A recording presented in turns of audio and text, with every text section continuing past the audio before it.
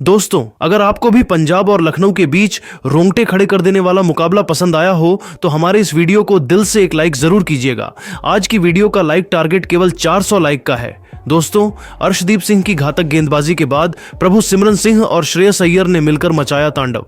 सिर्फ छक्कों की बारिश करते हुए अपनी टीम को दिलाई ऐतिहासिक जीत। सिमरन सिंह ने अपनी खतरनाक बल्लेबाजी से पलट दिया पूरा क्रिकेट इतिहास। तो आखिर पंजाब की टीम ने लखनऊ को उनके घर में धोया। पंजाब की तरफ से किस बल्लेबाज ने ठोके सबसे तेज अर्धशतक? प्रभसिमरन सिंह और श्रेयस अय्यर की तूफानी बल्लेबाजी और इन दोनों टीमों के बीच खेले गए रोंगटे खड़े कर देने वाले मुकाबले की पूरी हाईलाइट तो हम आपको इस वीडियो में जरूर दिखाएंगे। लेकिन उससे पहले आपको क्या लगता है, रोहित शर्मा, श्रेयस अय्यर और ऋषभ पंत में कौन है बेहतर कप्तान? आप खुद नीचे कमेंट करके जरूर बताइए। दोस्तों, आईपीएल 2025 का सबसे अधिक रोंगटे खड़े कर देने वाला मुकाबला लखनऊ के अटल बिहारी वाजपेयी स्टेडियम में शुरू हुआ। इस मुकाबले में पंजाब और लखनऊ की टीम आमने सामने थी। सिक्का उछाला गया तो पंजाब की टीम ने जीता और पहले गेंदबाजी करने का फैसला किया। वहीं लखनऊ की टीम को बल्लेबाजी करने के लिए आमंत्रित किया। लखनऊ की तरफ से पारी की शुरुआत करने मैदान पर मिचेल मार्श के साथ माकरम की खतरनाक जोड़ी मैदान पर उतरी। वहीं पंजाब की तरफ से पहले ओवर लेकर आए रफ्तार के सौदागर अर्शदीप सिंह बेहद ही शानदार गेंदबाजी का नजारा दिखा रहे थे, बल्लेबाजों को खूब परेशान कर रहे थे और ओवर की चौथी गेंद पर मिचेल मार्श को पवेलियन का रास्ता दिखाकर अपनी टीम को पहली सफलता दिला दी। लखनऊ को बड़ा झटका लग गया। मिचेल मार्श अपनी टीम के लिए बिना खाता खोले पवेलियन लौट गए। अब मैदान पर माकरम का साथ देने के लिए निकोलस पूरन आ चुके थे। इन दोनों खिलाड़ियों के कंधों पर टीम की पूरी जिम्मेदारी आ चुकी थी। पहले ओवर में लखनऊ की टीम केवल 3 रन बना सकी। पंजाब की तरफ से दूसरा ओवर लेकर आए लॉकी फर्गुसन बेहतरीन गेंदबाजी का नजारा दिखाए, अपनी जाल में इन दोनों बल्लेबाजों को जकड़ कर रखा और केवल 4 रन दिए। 2 ओवर में लखनऊ का स्कोर केवल 7 रनों तक बन पाया। विकेट की तलाश में पंजाब की तरफ से तीसरा ओवर लेकर आए एक बार फिर अर्शदीप सिंह, लेकिन इस बार इनका स्वागत पहले ही गेंद पर माकरम ने शानदार चौका लगाकर किया और फिर उसके बाद चौथी और पांचवी गेंद को भी उन्होंने चौके में तब्दील कर दिया और अपने टीम के स्कोर को तेजी से आगे बढ़ाया और अर्शदीप सिंह की जमकर कुटाई कर दी और अपने टीम के स्कोर को 3 ओवर में ही 20 रनों तक पहुंचा दिया। चौथे ओवर में एक बार फिर गेंदबाजी करने आए विकेट की तलाश में लॉकी फर्गुसन। इस बार भी इनका स्वागत मार्कम ने तीसरी गेंद पर शानदार चौका लगाकर किया और फिर चौथी गेंद पर खतरनाक छक्का जड़कर टीम के स्कोर को रॉकेट के रफ्तार की तरह आगे बढ़ाया। लखनऊ की टीम शानदार वापसी करती हुई नजर आ रही थी। पंजाब के गेंदबाजों की यह दोनों बल्लेबाज जमकर कुटाई कर रहे थे, लेकिन इस छक्के का बदला लेते हुए लॉकी फर्ग्यूसन ने 5वीं गेंद पर मार्करम को क्लीन बोल्ड कर पवेलियन का रास्ता दिखा दिया और अपनी टीम को दूसरी सफलता 32 रनों के स्कोर पर दिला दी। माकरम टीम के लिए 28 रन बनाकर पेवेलियन लौट गए। लखनऊ की पारी एक बार फिर लड़खड़ाती हुई नजर आ रही थी। अब मैदान पर निकोलस पूरन का साथ देने के लिए खुद कप्तान ऋषभ पंत आ चुके थे। इन दोनों खिलाड़ियों के कंधों पर टीम की पूरी जिम्मेदारी आ चुकी थी। 4 ओवर में लखनऊ का स्कोर 33 रनों तक 2 विकेट पर पहुंच गया। 5वीं ओवर में पंजाब किंग ने बॉलिंग स्पेल में सबसे बड़ा बदलाव किया और इस बार गेंदबाजी करने के लिए बुलाया फिरकी के जादूगर ग्लेन मैक्सवेल को और आते ही मैक्सवेल ने ओवर की 5वीं गेंद पर कप्तान ऋषभ पंत को मैदान पर टिकने नहीं दिया और उन्हें पवेलियन का रास्ता दिखाकर अपनी टीम को तीसरी बड़ी सफलता दिला दी। पंत अपनी टीम के लिए केवल 2 रन बनाकर पेवेलियन लौट गए। लखनऊ की टीम पूरी तरह से बैकफुट पर आ गई। 3 बड़े धुरंधर बल्लेबाज बहुत जल्द पवेलियन लौट गए। अब मैदान पर निकोलस पूरन का साथ देने के लिए आयुष बड़ोनी आ चुके थे। इन दोनों खिलाड़ियों के कंधों पर टीम की पूरी जिम्मेदारी आ चुकी थी। 5 ओवर में लखनऊ का स्कोर केवल 36 रन 3 विकेट पर बन पाया। पंजाब की तरफ से पावर प्ले के अंतिम ओवर में भी बड़ा बदलाव देखने को मिला। इस बार गेंदबाजी करने आए मार्को जॉनसन। इन्होंने भी शानदार गेंदबाजी का नजारा दिखाया और लखनऊ की टीम को पूरी तरह से जकड़ कर रखा। इस ओवर में भी लखनऊ की टीम ने केवल 3 रन बनाए। पावर प्ले के 6 ओवर में लखनऊ का स्कोर 43 रनों तक 3 विकेट पर पहुंच पाया। 7वें ओवर में एक बार फिर पंजाब की तरफ से गेंदबाजी करने आए ग्लेन मैक्सवेल, लेकिन इस बार इनका स्वागत निकोलस पूरन ने चौथी और 5वीं गेंद पर खतरनाक चौका लगाकर किया और अपनी टीम के स्कोर को 7 ओवर में 49 रनों तक पहुंचाया। वहीं 8वीं ओवर में गेंदबाजी करने आए एक बार फिर विकेट की तलाश में मार्को यानसन, लेकिन इस बार आयुष बड़ोनी ने उनका स्वागत दूसरी ही गेंद पर खतरनाक छक्का लगाकर किया। लेकिन उसके बाद मार्को यानसन ने केवल 2 रन दिए। 8 ओवर में लखनऊ का स्कोर 58 रन बन चुका था। इन दोनों खिलाड़ियों के बीच एक अच्छी साझेदारी पनपत्ती हुई दिखाई दे रही थी।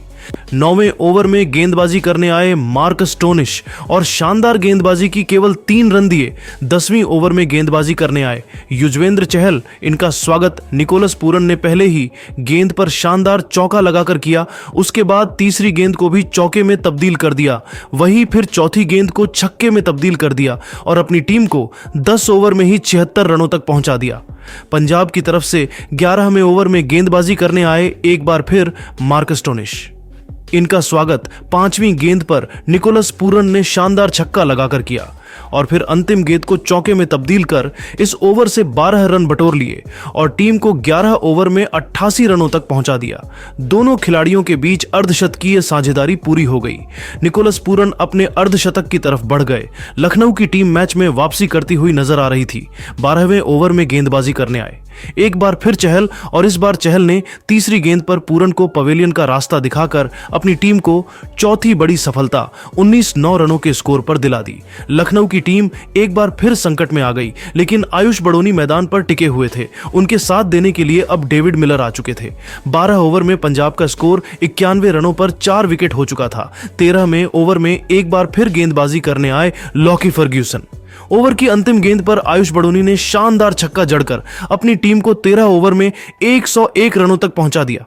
दोनों बल्लेबाज टीम के स्कोर को आगे बढ़ाने की पूरी कोशिश कर रहे थे, लेकिन 16वें ओवर में डेविड मिलर अपना विकेट खो बैठे और लखनऊ की टीम को 5वां बड़ा झटका लग गया।